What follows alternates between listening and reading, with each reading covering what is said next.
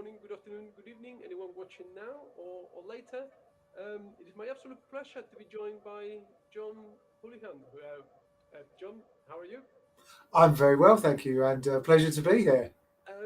So originally, when I got the sort of, would you like to talk to Mr. Houlihan? I was like, and then when I saw your short bio, you've done it all. You are a game designer, a writer, a journalist. You've done it all. So what came first? Well, I was a video games journalist for many years. That was my first one of my first great loves, and well, way back when I started out in sports and news and all that kind of thing, and then I kind of switched to video games just because it seemed to be a kind of quite a growing area at the time. And I spent many years as a video games journalist. And event. What time? Sorry to interrupt. What time period are we talking about? Oh, let's think. So I guess I was in my early 20s. So we are talking 68, 70, 78, 88. So probably sort of early 90s when I first started writing for publications like PC Gamer. And I think that was my first job. I sent them in a review on spec, and they said, "Oh, we really like this," much to my surprise. And I said, "Oh, okay.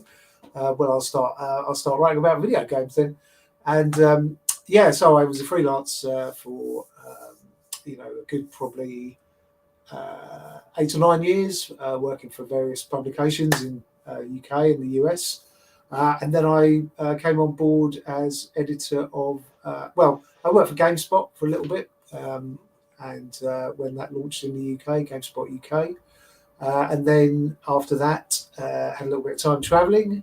And when I came back, I ended up working for computerandvideogames.com as it was back then. Of quite, I suppose a lot of people know the Computer and Video Games magazine, which was a really big and influential magazine in the UK, and I think maybe even it sort of got a bit of traction abroad. But there was this sort of internet thing starting, and people thought, yeah, maybe we should try and bring it online and bring some of the sort of flavour of the magazine to the online space. But it was very news focused, so it was very sort of sort of news about video games, the latest things, and the PlayStation and Xbox 360 were first starting to go to head, and it was a really exciting time, that with Nintendo, of course, as well. So some really fascinating games as well, of course, and yeah, so my career progressed through that for quite some time. And then about 10 years ago, I've sort of left that career behind. And I started, a friend of mine who I'd worked with while I was at computervideogames.com, Chris Birch, he said, "Oh, I'm starting up a tabletop role playing game company." And I was like, "Oh, wow, that sounds interesting." He said, "Would you like to come and get involved?" And I was, "Oh, absolutely." Very fond memories of playing D&D and Warhammer and all kinds of things when I was at college and at Polytechnic, and that's kind of what I've been doing ever since, really. Oh, okay. I think there's so much to talk to you today. I don't even know where to begin. So you mentioned about the time when you were writing for video games, and I think I remember that time very fondly as a child because I think you wrote that transition from the old, the cassette tapes, the Atari games, the Spectrum Sinclair era Mm. into the modern graphic adventure with the LucasArts and Sierra games. And what's your like? Obviously, technologically and technically, games today are almost movie productions compared to Mm. what it used to be back in the late 80s, early 90s, which pretty much could be two guys in a room coding away. But is it just nostalgia, or do you think that the games from that period of time have got a certain charm that games of today cannot recapture? Yeah, I think it's an interesting question because I think, because you had such limited resources in terms of manpower and actually what the machines could do, you really had to, I think designers had to really be laser focused on gameplay, and it was really kind of stripped back. I mean, sometimes creative endeavors are better when you have limits placed on them rather than having an endless budget and hundreds of people. You have to really be quite clever and innovative and just make do with what you've got. And sometimes I think kind of simplicity is its own thing. I remember my first computer was a ZX81, and I remember typing in the programs and stuff for from the back of magazines, and it was a real step up to the Spectrum, and putting in a cassette, and you'd get things like The Hobbit or Manic Miner and games like that, and I think they were just wonderful, wonderful little experiences, and I think probably the better because they had to, they were very stripped down, and the programmers had to and creators had to make do with the resources. That's not to say that there are some brilliant modern games with all the bells and whistles and the internet that we have and high speed broadband and everything now. But I think there is something to be said for simplicity. I suppose we sort of see it in the mobile space sometimes as well. You see these little games that are really quite addictive. You just play on your phone, and they have some echoes of that old 8-bit era and 16-bit era. Because I'm gonna I don't know. Obviously, you were a bit older than me at the time, but I think I distinctly remember. I played those Spectrum games on the cassette. Gauntlet that would take forever to load. Oh yeah. And then if you had, I didn't have a Spectrum. I had an MSX. Oh. And with the Spectrum, if the game failed to load, you could rewind the bit and then press play again. With the MSX, if the game failed to load, you had to rewind the tape all the way to the beginning. Oh wow. But so I played a lot of those games. But then when I first sat down at a friend's place, they had like the old 386. Oh yes. And The Secret of Monkey Island came on the screen. Wow. And that, yeah. I knew I must have been, I don't know, maybe 14 at the time, something like that. That I was onto something different. There was something very. Did you find that with certain games throughout your time that you went, this is? Yeah, I mean, I think probably the first game that really sort of gave me the potential of what it might become, I guess, was Elite, which was on our BBC B school computers. We had to kind of play during lunchtime there and sort of sneak into the computer club and put the discs on and play that. And I think that it really showed the potential of what games could become. I mean, a lot of it, it was quite a simple game in by modern standards, but your imagination filled in these space stations and all these sort of vector graphics that were representing the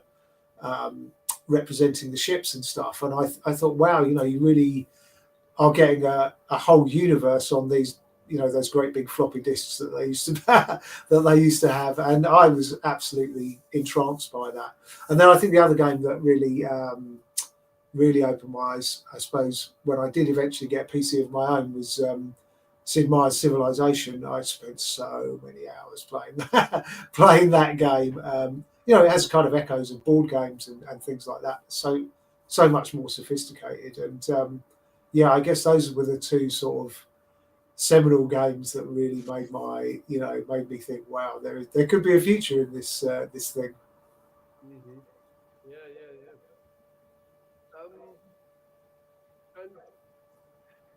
And because that era of video games, to me, like those graphic adventures, like Secret Monkey Island, Indiana Jones, Spirit of the Land. Indiana Jones, yeah, amazing. So, what's it like for you? Like, did you get to play those things? Was it part of the deal? Oh, sure, yeah. I started out as a reviewer, so people, I'd be sent games and I would, evaluate them, and then you had to have a certain amount of knowledge because you have to compare games to other kinds of games and all that sort of thing. You tend to specialize in a few different areas. Like I really like first-person shooters, like Doom and Quake and things like that. So that was sort of my little thing, and strategy games as well, like Civilization, and I've always loved space games as well. So that's just a personal preference. No, Sid Meier's Civilization is guilty for many afternoons. Oh, try trying to get to Alpha Centauri, isn't Yeah. it? Oh, not just afternoons. I can remember playing all night, and then you sort of, wow, it's starting to get light outside. I think I might have been playing this game too long, right? So, so what should I ask you then? Is that the glamorous life of the journalist? Did you live that, or was it more, you're in a room playing computer games and then having to write up? I mean, it was a bit of both, to be honest. There were some amazing times, where you would be taken abroad and you would visit America and countries in Europe to see, um, see games in development and see them, a year and a half, maybe sometimes ahead of them actually releasing. So there was a kind of, there was that kind of oh, we're jetting off to America again. That was a really nice aspect of it. But there was also there was a fair degree of slog.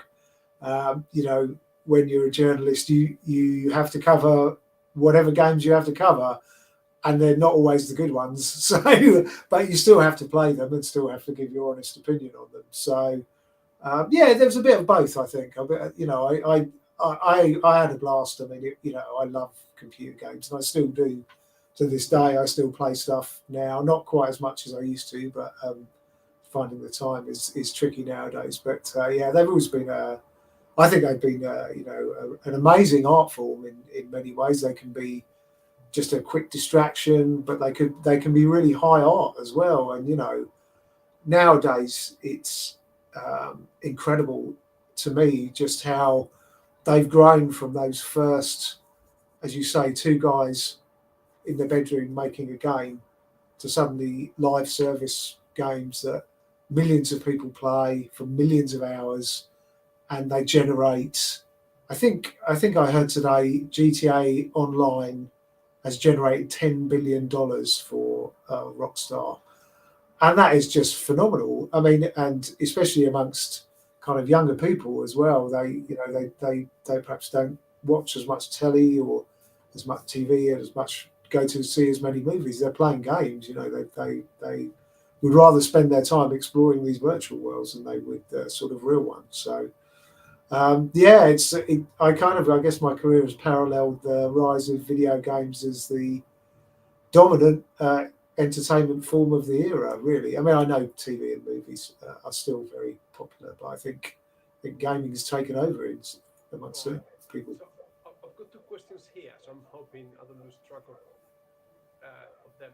So one is something that I struggle as a book reviewer, and some fellow people on YouTube struggle. Like, we know that when I read a book, I'm giving my subjective opinion. So, are all these reviews entirely subjective? When you're reviewing a game, it's just your experience of the game, or are there any really objective parameters by which you can judge a game?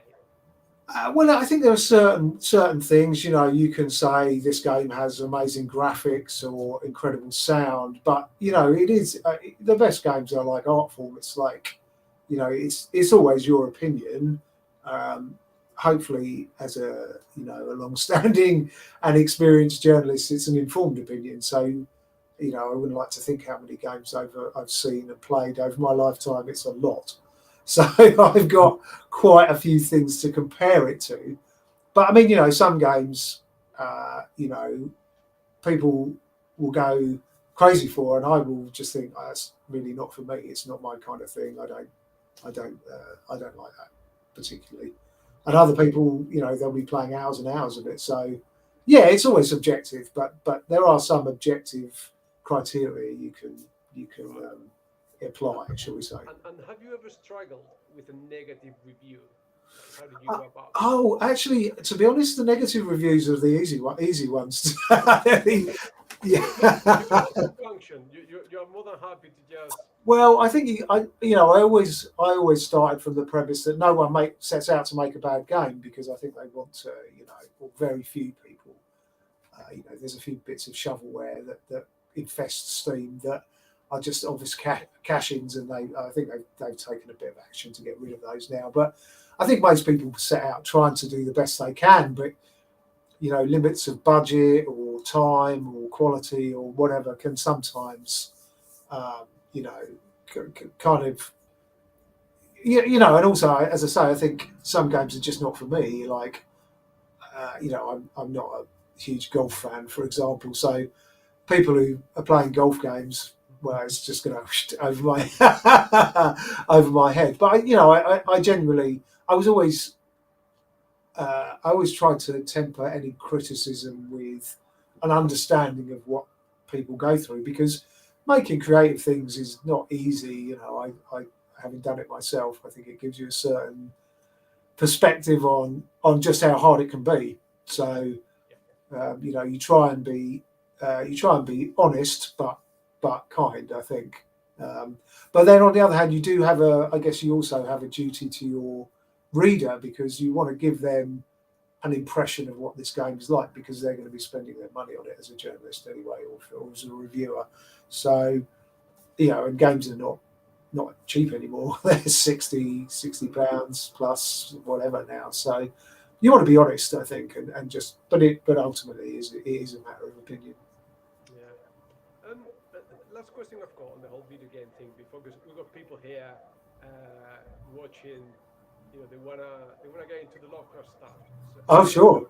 so we'll get there. But you know, when we were young, it was that like the whole don't watch too much telly. You know, that makes you stupid thing. And then computer games came around. So, don't play too many computer games, because. But now that I got two young kids, the thing about video games is that there is a level of engagement there. You are actively manipulating stuff, and and you know, it's been demonstrated that it does something to your hand-eye coordination, Mm. visual and spatial awareness, and all that stuff. The thing that really makes my blood boil with my kids is how they passively can consume YouTube videos, skipping from one video to the next, and obviously that's the battle of parents these days. Is that a worse evil? Like, I don't mind if they're playing computer games. Like, spend hours doing that. It does really annoy me if we let them spend hours consuming stuff on YouTube. Do you think there is a clear distinction between those two things? Well, I think, you know. I mean, I think, yeah, you know, some games are pure entertainment, aren't they? But other games are, you know, you can learn a lot. You know, it's the subject matter or the treatment, or you know, I'm particularly strong on the sort of narrative elements of gaming, because that's the kind of bit that interests me as a writer and a storyteller. And I have actually written for a few computer games myself. So, but yeah, I'm not a parent, so I've kind of got to be a bit thingy about kids watching things, because I remember when, you know, exactly as you say, don't spend too much time in front of that TV, go outside and play. And I think that's really important too. But yeah, I take your point that gaming is an active medium, whereas I guess you know, watching YouTube videos or TikTok, as I guess most kids are on nowadays, that's much more passive, and perhaps a little, especially with TikTok, you know, you don't know what agenda or what thing the creators are trying to push. I mean, I'm sure some of them are doing a good journalistic job, but you know, some of them are being paid, some of them have their own agenda. So I probably always pick gaming and something active over Yeah, just consuming videos. and also think, you know, like you said, you and I, we could have spent hours, you know, in the zone with a computer game. I remember getting up from the chair with hours of monkey. My head was hurting. I must have stared at that screen for hours. But you are concentrating on an activity for a stretch of time. Whereas TikTok, it's just, you know, bombarding your brain, you know, hyper stimulating it, and it's reducing your attention span. Hmm. Do you share that view? I think, yeah. I mean, I don't really use much of TikTok, but I have seen bits of it, and I think, yeah, I think that is probably true. But I also would caveat it by saying, you know, this is probably the thing that parents have said down the ages about whatever. I remember there's a very famous thing about this new medium that is distracting children. They spend hours staring at the, you know, staring at it and thinking, and they, you know, this is the 18th century, and they were talking about the novel. So So I think there's always that generational thing, isn't there? Of like, we don't understand what the kids are up to, and probably that's going to be true forever. I'm sure my Yeah. parents would. I'm sure my parents didn't understand my love of video games and computer games. So, So that reminds me with a quote, and then we'll turn the page to the next chapter. Being British, you must be aware of Lemmy from Motorhead. oh yeah, yeah. I went to see Motorhead once, and Yeah, yeah, it's yeah. one of the loudest gigs I've ever been to. Me too. But there was an interview with him, and he said, "Oh, he said something along the lines of our kids or your kids will be into things that you will not like, and that's as it should be." Yeah, yeah, So maybe there's an element of that circular bit of history. yeah. I think there probably is. Brilliant. Right. Okay, so there's people waiting for this. I'm curious myself. Let's talk H.P. Lovecraft, Call of Cthulhu. Sure. Um, okay, I tell you, I've read your, I think it's the first novel in the Mondier Cthulhu series, the Oh Cthulhu. right, yeah, cool. So I'll tell you one thing that caught my attention. I think many writers that delve and write into the mythos, they sort of emulate the writing style of H.P. Lovecraft, Mm. which unfortunately always comes as a you're not copycats. They're not as good as you can read stuff by August Derleth. You can read the first writings by Ramsey Campbell, the Yeah, Inhabitant of the Lake, and things like that. And it's like they're trying to be emulating that style, but you can tell it's not Lovecraft. You can tell it's not as good. sure. Your writing style in the Crystal Void, you moved away from that. Your storytelling is very different, your descriptions and everything, and yet the moon was still gibbous. There was still a phosphorescence in the air, and the limbs were amorphous. So, are there any beats that any mythos writer has to hit when writing in the Cthulhu world? Yeah, I think there are certain words and maybe even code phrases that they're a little bit like Easter eggs. I think that you'd find in a video game Yeah. that you would use just that little bit of language to do a little bit of callback to H.P. Lovecraft or whoever you're kind of thinking. I mean, I'd agree. My style is probably very different from Mhm. from Lovecraft. I'm a lot more, because I think although Lovecraft is the originator of the Cthulhu mythos and everything, it's one of these things that's been built upon. It was a shared universe right from the moment he created it, and he gave Robert E. Howard permission to use the stuff in his Conan stories, and of course Mhm. Derleth expanded it and built upon it, and writers have been building upon it, ever since. But yeah, there's certain bits of language that you throw in almost just as a little reminder that This is you, where that we we're in the are. mythos, shall Yeah. we say? And things like books and some of the esoteric books and tomes and stuff like that are mentioned in Lovecraft, or of course the Necronomicon is the big one that everyone knows. But I think there's the Cathat Aquidian in the Crystal Void, which is a sort of the book of the deep ones, isn't it? Yeah. Yeah, there are certain sort of Easter eggs that we like to throw in just to remind people that you're reading a mythos book. Yeah, even I wrote some, mythos short stories set in Spain Oh and right, nice. Italy, and of course, every now and then you gotta name drop the Livery Bonis or Yeah, the Nameless Cults, or you gotta do something yeah, absolutely. isn't it? You gotta Yeah, give a bit definitely. more flavor. So question from my gaming group. Sure. Um, I don't know if I want to phrase it like they did, but it was something along the lines of, "What were you on when you had the idea to mix the Nazis with Ah, Cthulhu? well, I can't take the total What credit. had you taken?" Something along those lines. Well, I can't take the total credit because Acton Cthulhu was kind of invented by Chris Birch, who was the founder of Modifius, and he came up with the original concept. So, but it is a little bit of a tradition, I think. There's a lot of weird war stories. I think you could look at things like Hellboy as well, which kind of crossed, crossed certain aspects of the Nazis' fascination with the occult and stuff like that. And of course, there's the real Nazis, but belief in the supernatural and all that kind of all those kind of myths and stuff that they were actively seeking. In some cases, the sort of Viking and Norse ideologies and their whole ideas of Aryanism and things like that. But I think I'm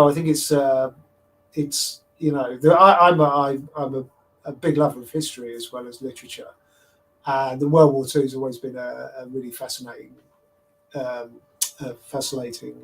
period in history for me, and I know quite a lot about it as well, having studied it a fair bit.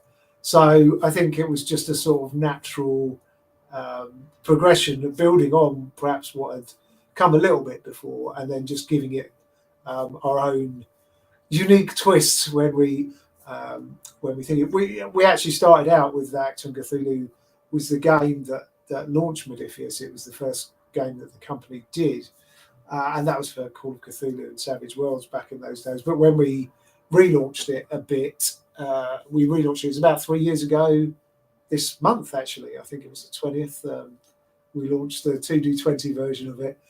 Just sort of went back and decided to sort of revise a few things, and we have I sort of did quite a lot of the world building and sort of meta story of it, and decided that we would have these 6 factions: Black Sun, Nactwolf on the Nazi occult side, Section M on the British side, and Majestic on the Americans. And then we'd have the Mi-Go and the Deep Ones as the 2 sort of mythos factions who would, and it was I think it was the interplay between these six factions that kind of gives Acton Cthulhu its appeal, because even though the 2 German factions are normally on the same side, they hate each other. The Mi-Go are always doing strange and unusual things, and the Deep Ones as well. They don't want the war encroaching on their undersea realms. So it was a sort of interplay between these 6 things that gave me that sort of inspired me, I suppose, to sort of develop that world a bit more. No, I'm quite excited to play the game. Unfortunately, we're in the middle of our Warhammer Fantasy game that we're going to finish, and then I think I'm going to run Time to Harvest. Oh, okay. We're giving the Acton Cthulhu Dungeon Master time to read up and prep properly, but it's definitely Sure. The other question they wanted me to ask you was about the artwork. Who's the Oh, sure. artist? Because they're quite, sort of taken by the artwork that accompanies the game. Yeah, well, we had when we launched it, we had a fantastic Russian artist working on it, Boris. Sadly, what with the war in Ukraine and everything, it's very difficult to use him. We can't use him nowadays because of sanctions and everything. But a lot of artists have contributed to the kind of look and feel of Acton Cthulhu over the years. We've always gone for that sort of pulp feel, I suppose. Sometimes I look through the big repositories of art, and it's kind of amazing some of the pieces that we've created, between us for the various core books and the expansions and everything like that. So, but it's I work with really great art directors on Acton Cthulhu, and they've really helped bring out the sort of look and feel of the RPG. Right, and is it its own game, or can be bolted onto like 6th edition, 7th edition Call of Cthulhu, or is it its own rule set? No, it's its own rule set. It's 2D20, which is Modiphius's kind of in-house rule system, and I love Call of Cthulhu and Savage Worlds, but 2D20 is particularly kind of good for fast pace. You've got a couple of meta currencies as well, like momentum and threat, which players get momentum, the GM gets threat, and they can spend them to make things interesting, or balance the odds if they're facing some particularly horrendous monster, or the GM can use threat to summon reinforcements, or bring a nemesis character in to sort of threaten the players and stuff. So it's quite an interesting system, very fast paced, and it really is a good fit, I think, for the sort of more pulpier version of Cthulhu that we're doing. Okay. So I've got a question here for you from the chat. So, how do you feel about the resurgence of gaming literature? And I'm assuming the answer is pretty good because you are contributing. That's pretty right, actually. Yes.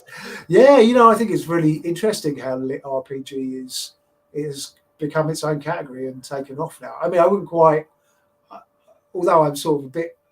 There's a lot of crossover between writing fiction and RPGs, and I think fiction can enhance an RPG and vice versa. And sometimes I use techniques from game design and RPG design in my fiction, and techniques from my fiction in my RPGs and game design. So I think they're really quite interchangeable. But I'm all for it. I think I'm much more of a narrative guy than a mechanics guy, so I kind of leave the mechanics mainly to other people. I can work with them and all that kind of thing. But yeah, I love it. I think lit RPGs splendid development, and long may it continue. Yeah, I mean, I interviewed last year, I think it was Ben Riggs. He's a D&D historian. Oh, right. And he wrote a book called Slaying the Dragon, which is the story of TSR up to the point when it got taken over by Wizards of the Coast. Right. And in there, he talks about how when TSR started publishing the Dragonlance and the Forgotten Realms novels, it was just to support the RPG. But they didn't realize that the novels at some point were accounting for half the profits of the company. They were almost outselling the RPG. It's almost its own genre, isn't it? Yeah, absolutely. And Games Workshop are huge in the UK, and the Black Library has been a repository of fantasy and sci-fi literature and great reads themselves. So I think they both enhance each other, which is all to the good. You can do things in novels that you can't really do in RPGs, and vice versa as well. But I think novels really help with that world building and the atmospherics and kind of and all that kind of thing, and allow you to develop some really, some memorable characters and villains and opposition. So I think, I think they dovetail well together, fiction and TTRPGs. And how do you feel about slotting into your game? Because I'm assuming you still play D&D or Cthulhu or whatever. Yeah, I do. I still get a session once in a while. Sadly, not as often as I used to. It's a lot of. I'm so super busy at the moment, but I still love to play. I still love to GM sometimes, and it tends to be sort of shorter one shots nowadays. Yeah. I need to get a more regular game group together, I think. So how do you feel about having in your campaign an NPC that is a character from the novels? Is that a no-go? Oh no, absolutely. I'd happily do that. And I think having guest stars and creations from the novels popping up in your campaign, absolutely all for it. Okay, I don't know, because there's always some dickhead in the group that wants to kill. Well, I think you just make them so powerful that they can't. You try and challenge them and they snap their fingers and suddenly, you're helpless. That's the way I'd handle it. Yeah, absolutely. So how did you fall down originally the Lovecraft rabbit hole? Well, from a very young age, I've always been like a really voracious reader. So. I started reading fantasy and sci-fi. I think I always tell the story about how in junior school the teacher was reading The Hobbit, and that was old hat. I was already onto Lord of the Rings, But throughout my teenage years and early 20s, I read so many sci-fi and fantasy books that and literature as well, and all that kind of thing. My degrees in English literature and stuff. But I've always been, I've always had several books on the go. So, and I think I first encountered Lovecraft probably, in my teenage years, and then when I started working for, in the TTRPG space again, I went back and reread all that stuff and found I had a renewed enthusiasm for it, and they are great stories. They're Shadow over Innsmouth is still one of my favourite books of all time, or novellas of all time, I'd say. So recently, although the problem is a game that requires time, I got from Steam for like 1.99 or 99 cents. I think it's Shadows over Innsmouth. No, Call of Cthulhu, Dark Corners of the World. Oh yes. So, in your opinion, in your expert opinion, obviously, what's the best Call of Cthulhu computer game? Oh, that's a tricky one, actually. I mean, I'd say that's not bad. I mean, there are a lot of games that have kind of got Lovecraftian influences without being. But I mean, Dark Corners of the World is a pretty good one. The Sunken City is quite good as well. What's that game? There's one where you're playing as a submarine and you bust around the oceans. Oh, the name escapes me now, but it's got very Lovecraftian vibes. Dark Waters or something like that. But even things like Amnesia, I think that's got really incredible Lovecraftian vibes. And things like the Trench, I think that was another really good one recently. But there's so many. I mean, there's so many now that have, if they're not Lovecraftian, they've got Lovecraftian references in them. So I always remember in Red Dead Redemption 2, you kind of come across this outhouse where this cult have obviously been doing something like summoning something, and there's just loads of bodies in there and stuff, and you think, wow, it is absolutely everywhere nowadays, absolutely everywhere. Yeah, and I just wonder, because of late, there seems to be some kind of, I don't want to call it fashion, but I've heard Stephen King and to a point Neil Gaiman be sort of slightly derogatory about the mythos and stuff. It's like kind of like, that's for kids. Like if you want to graduate, then you go and I rebel strongly against that sentiment because I think they are fantastic stories, incredibly rereadable, most of them, except for Unknown Kadath. We can talk about that. But what's your take on that?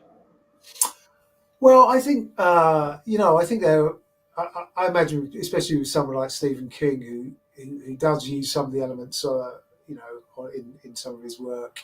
He's probably moved away from that now because he wants to, develop different worlds and different experiences and stuff. I don't think it's a very, I don't think it's a very childish thing to do. I'd say that the appeal endures because it's so strong and so there's a lot to absorb there. It encompasses everything from kind of like folk horror to deadly sci-fi to, classic cosmic horror, psychological horror. All these things can be found in Lovecraft's writing and the wider sort of expanded circle of Cthulhu mythos writers. So I don't think I'll be giving up anytime soon. Perhaps, perhaps. I will say in my Monju's Cthulhu series, I've probably moved a little bit away from pure cosmic horror and Cthulhu mythos into a more kind of historical fantasy setting. But there are still dark elements there, and I think also it gives you a very great cast of ready-made villains and monsters to thread through your tales, and challenge your heroes and all that kind of thing. So yeah, I don't think it's going anywhere soon. Let's put it that Mm. way. No, no, no. I don't think it's immensely rereadable, except for, like I said, a non-cut up. But I don't. I tried to read that. I think it was last summer, and Right, I couldn't stomach it.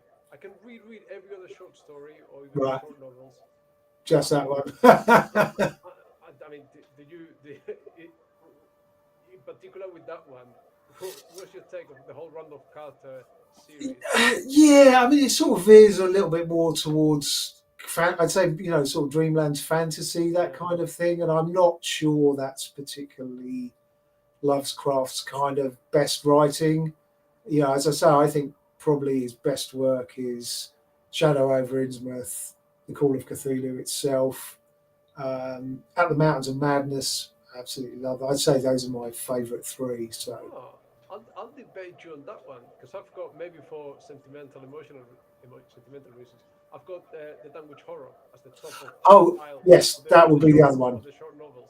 Yeah, yeah, I'd pick those four. I'd add the Dunwich Horror into that because I think that's a great story as well. And that twist at the end of Dunwich Horror, I think you don't see that coming at all, and it's genius. Absolutely. Um, Again, I don't know what we can talk about whatever. Role playing games are not a great business. You don't think so? Sorry to break your heart. Well, particularly, okay, so it depends, right? But because I spoke to this to Sandy Peterson, Call of Cthulhu role playing game is almost the perfect RPG. It's perfectly designed, and they are on the seventh edition or the eighth edition now, Mm. and you get second edition material from 1984, and it's totally forwards backwards compatible. You can just take that. So the game hasn't changed and hasn't seen the need to really evolve because it was so good to begin with. Yeah, yeah, yeah. So, and the problem with RPGs, once you buy the core rule set, you're set for life. You don't need to buy Call of Cthulhu 6th edition, 7th edition, 8th edition. Second edition will work fine for whatever you want to do. So that's what I'm saying. That where is the money making sort of inputs there? Well, I think probably people will always want adventures and campaigns. They will always want, I guess, if they love a game, they will probably always want more options for their characters or new and different monsters. You know, and all that kind of thing. Yeah, I kind of take your point. I mean, that maybe Call of Cthulhu is the exception rather than the rule there because not everything is fantastically designed. I would say so that you could go back and play first edition or second edition now and still have a great time. But things evolve as well. I think um, people are a little bit more time poor nowadays, so they perhaps don't want. Well, they find it even difficult getting a gaming group together. So Mm. perhaps they don't want quite such the all night sessions that we used to play when I was a younger man. So I think I mean you'd say as a business it's relatively healthy, perhaps a little bit oversaturated at certain points. But I think there's always, as I always say, there's always room at the top, isn't there? So, well, I certainly hope so because I'm, You're there. yeah, yeah, and I've been writing the Monju Cthulhu novels, and the Shadow of the Serpent is the one coming out shortly. But next year I'm starting work on the Monju Cthulhu role playing games. All So right. I hope there's going to be still being an audience and a business working No, no, no. working around for me to Sure, kind of for get sure, involved with that. for sure. But it's not Magic the Gathering, is it? No, well, no, that's true. You will get these incredible smash hits, and good luck to them. That's not really my sort of thing, but No, no, no. But because when Magic the Gathering hit big in the 90s, my gaming group for a period of time pivoted away from RPGs to Magic, and within like a month, I was like, this is a cash grab. I cannot keep up with, now we got these new cards, so the old ones don't work. But it's like, let's go back to AD&D. Like, yeah, yeah, I'm cool with that. absolutely. question for you. Have you thought about getting your books on audio in order to reach a broader audience? Yeah, I definitely have. I mean, I have recorded the last week. I was actually at a friend of mine's studio, and I've recorded the introduction. Like Shadow's Serpent has got a prologue, which is about 7 or 8 pages long.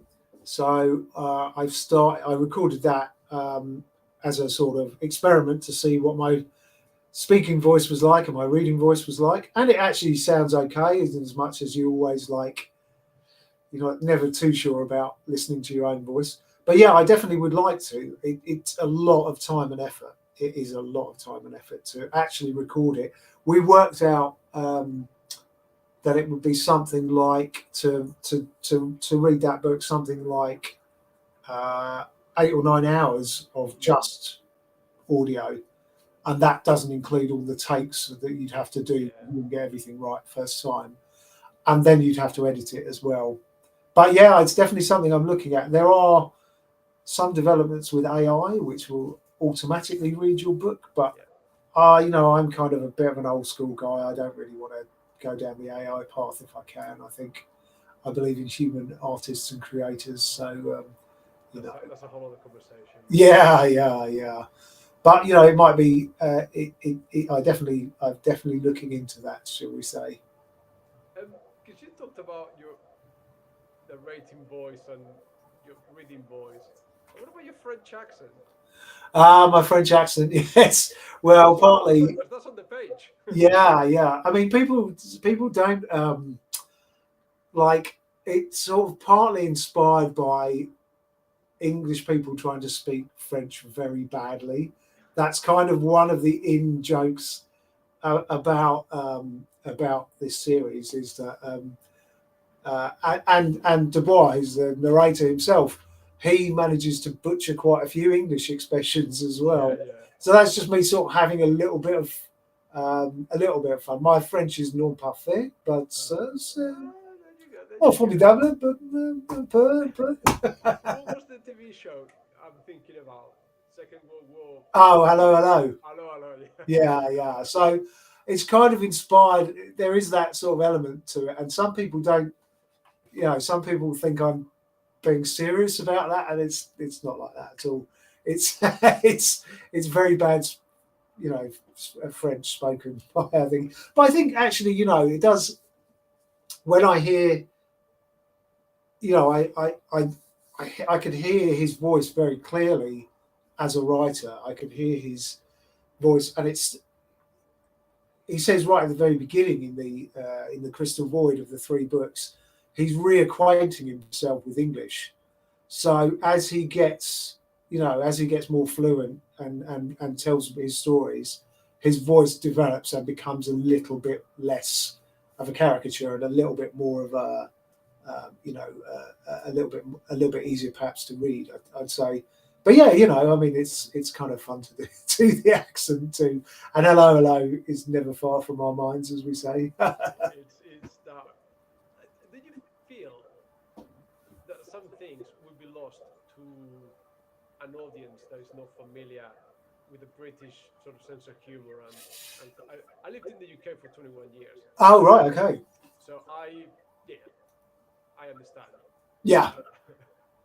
Yeah, I suppose it's I mean, I could it's hard to escape being a British writer, and most of my audience, I guess, are going to be British, and well, certainly from where I look when people buy the books are British or American. There's we're lucky being British that English is a second language of a lot of people. We're extremely fortunate, I think, in that aspect. Um, but but yeah, you can't really escape who you are. And I've been, I've lived here pretty much all my life, apart from a couple of periods. But yeah, it's a British book, I suppose. No, absolutely, fair enough. Um, what? So I was just thinking about other writers that have contributed to the mythos. So if anyone has read Lovecraft and you're done with it, you've read it all, Yeah. and you want more, like what would be the next authors to look for to find that kind of stuff? I'd say. Well, I mean, I think if you like, I think if you, you know, you could try August Derleth. I think he's the sort of next in line. Particular favourite of mine is Brian Lumley. Actually, I think he's a really fantastic writer, and he did a series of books with a guy called Titus Crow as a protagonist. They're really, really a great read. Who else would I kind of recommend? I mean, I've always really enjoyed Robert E. Howard. So, I mean, he's not totally Lovecraftian, but it's sort of elements of him really.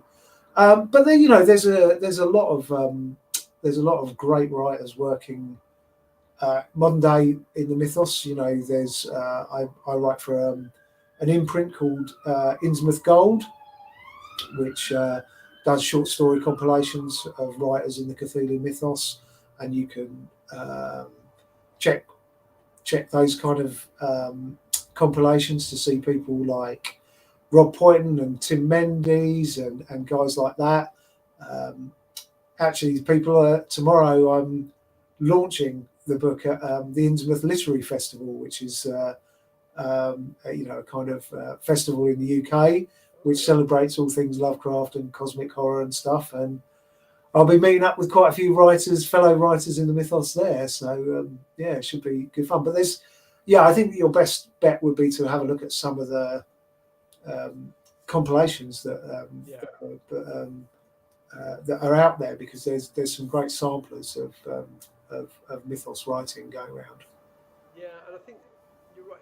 And some people are doing like weird stuff. I've got my never-ending TBR list.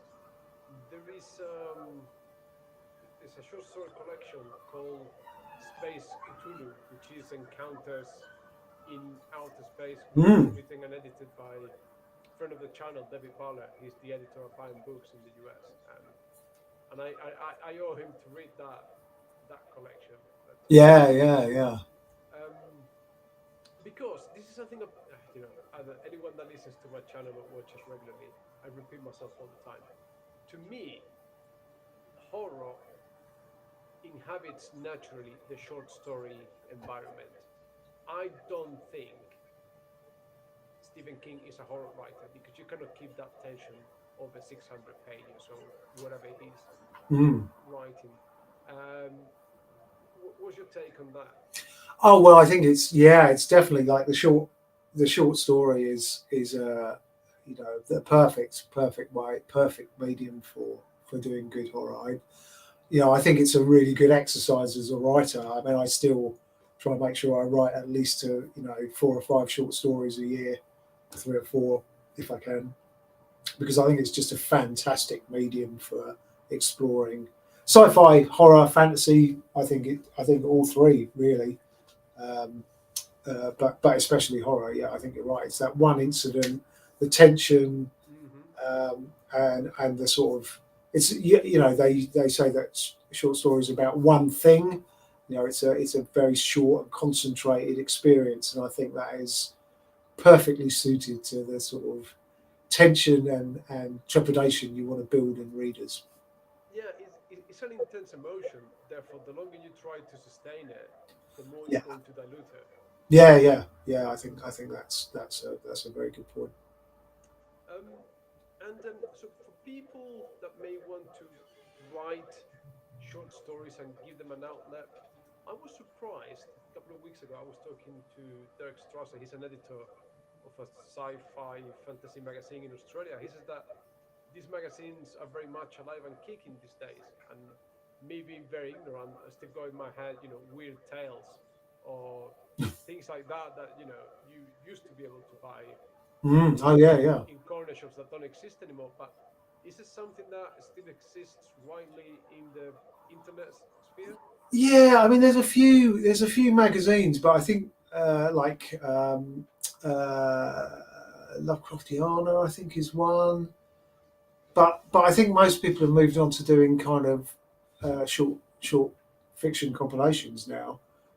There are, if you had a look on Facebook or did a quick search, I'm sure there would be,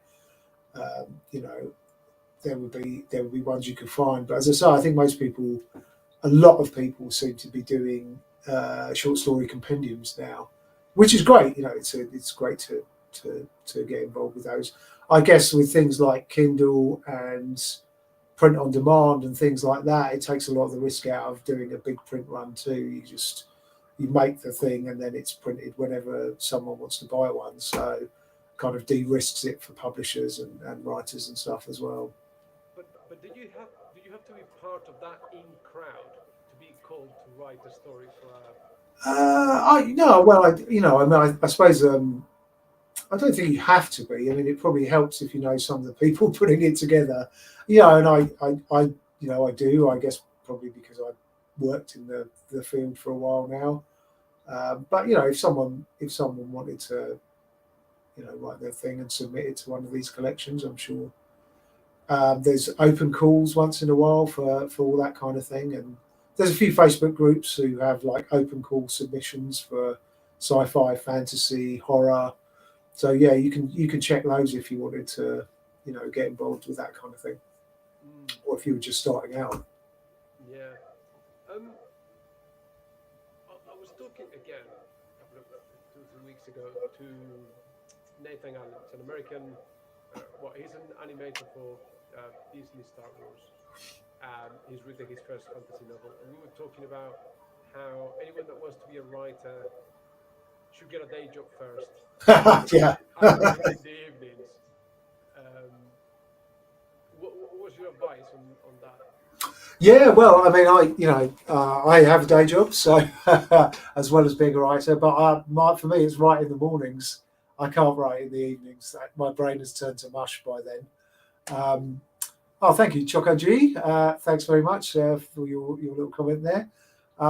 Yeah, please do check out the book. The Shadow of the Serpent is launching next week in ebook, or you can order it on paperback on Amazon at the moment. And the entire Monju Cthulhu series is also there.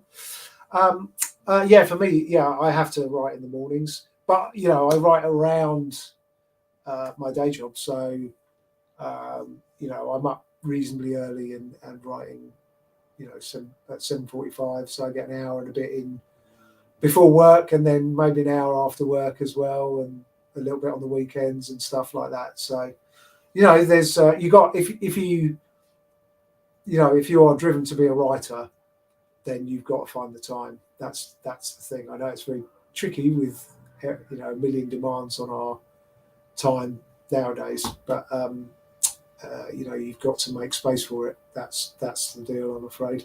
Yeah, you have to find you have to find at least a day somewhere in your week, 7 hours at least, I'd say, in your schedule to be writing.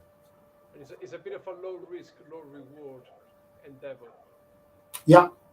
Well, hopefully there'll be some high rewards at some point. I'm still waiting, but the other thing as well is, people have asked me why you're right. I don't seem to really have a choice about it. I think it's something just sort of intrinsic to me that I find my happiness doing that kind of thing. It's something that I don't think I'll ever stop doing. So it's kind of like a disease, really, an addiction. For a lot of people I talked, when I used to write, it was that thing that you couldn't not do. Yeah. You wrote because you had to, Yeah. It's absolutely one of those things. Anyway, unfortunately, I'm afraid time has beaten me, but it's been a real pleasure to have a chat with you. It's been real fun. No, I really appreciate reaching out and agreeing to the conversation. So thank you. Before we go, if you want to tell people where they can find your work and the stuff and what you're up to. Yeah, sure. So I've got my own personal site, which is John-Houlihan.net. If you go there now, you can check things out there. That's where I keep. That's where I post my blog, and I've got a newsletter that you can sign up to, and it will keep you abreast of all the latest things I'm doing. My books are on Amazon, and I think you can get them through Apple Books and things like that. So just search my name, John Houlihan, author, and you'll turn up something. But hey, look, I think this was great. Hopefully, we can do it again sometime. I'll be delighted to have another chat. It'll be my pleasure. And if you're looking for a gaming group, I can give you a few hints because nowadays we do everything online. So. Yeah. Oh, yeah. Of course. Yeah. I mean, perhaps that's the way. That's the way to do it. And I'll just leave your readers or your viewers with a little teaser of the latest one. That's the Shadow of the Serpent. So hope you enjoy that. No, thank you, John. It's been an absolute pleasure talking to you. Awesome. Take care. And to anyone watching, thank you. Bye. Bye for